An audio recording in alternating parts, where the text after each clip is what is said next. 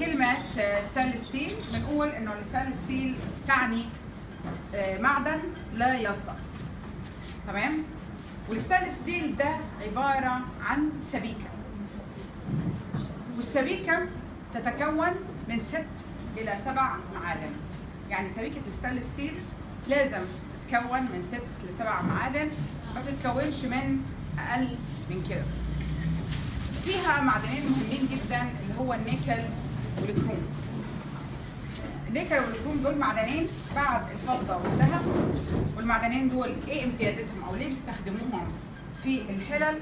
بيستخدموهم لانه النيكل والكروم من المعادن اللي بتمتص الحرارة بسرعة ولكن بتفقدها ببطء، وده بيساعد على انه الاكل يكمل طهي بعد ما اقفل النار. يعني بقفل النار والاكل لسه مش مستوي، هو بيكمل على الحرارة في تخزين الحرارة بعد ما اقفل النار بيكمل سوا. في اشخاص ممكن يقول لك انه احنا الحلل عندنا هي نيكل كروم فقط. ده كلام علمي خاطئ، لانه النيكل والكروم معدن لا يشكل، يعني ما بتقدريش تشكليه تخليه شكل حله، لازم يدخل معاه معادن اخرى عشان يقدر يشكل الشكل.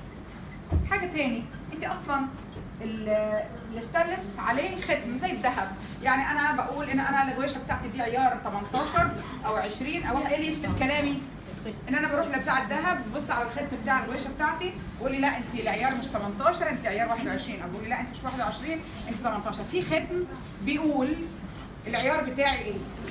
فالحله برضو هنا مختوم عليها 18 ل 10، ودي نسبه النيكل ونسبه الكروم في السبيكه.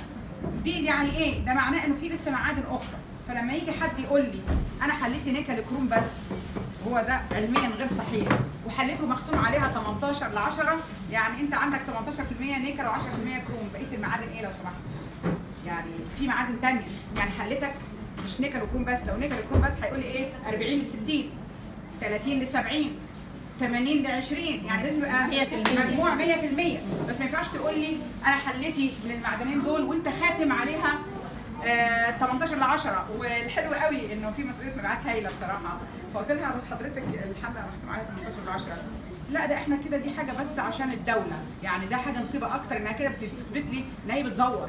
يعني اصلا لو هو يعني هي اصلا 50 ل 50 وهي عامله 18 ل 10، ده معناه هي بتعمل حاجه غلط، مش عارفه ترد بقى، يعني رد انيل.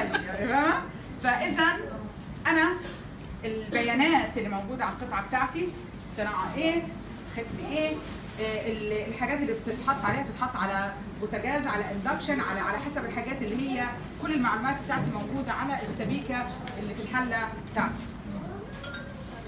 طيب احنا بنقول انه المعدن السبيكه الستانلس ستيل فيها من 6 ل 7 معادن. عندنا المعدنين النيكل والكروم، بقيه المعادن بقى ده هنا الاختلاف ما بيننا وما بين الناس اللي بتنزل على السوق عشان تشتري ستانلس من السوق اللي هو التركي او ده اللي هي ممكن تقول لك ايه الحله ب 1000 جنيه، الحله ب 500 جنيه، انا ليه اشتري منك حله ب 4000 جنيه ولا ب 5000 جنيه؟ لانه بقيه المعادن اللي موجوده عندنا رغم ان هو برضو اللي في السوق محطوط عليه 18 ل 10 فيها نيكل وفيها كروم، لكن الست معادن التانيين او الخمس معادن التانيين اللي موجودين دول معادن تحتوي على شوائب.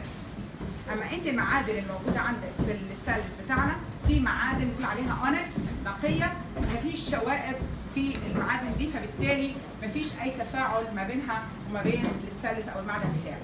طيب وده هتحسه فين؟ في اكل لما تيجي تعمله في الحاله دي الطعم بيختلف، اللون يعني ممكن تكوني بتعمليه مربى او صلصه او ده هتحسي ان لون الصلصه اللي بتعمليها في حاله تاكل غير الصلصه اللي بتعمليها في حاله ثانيه.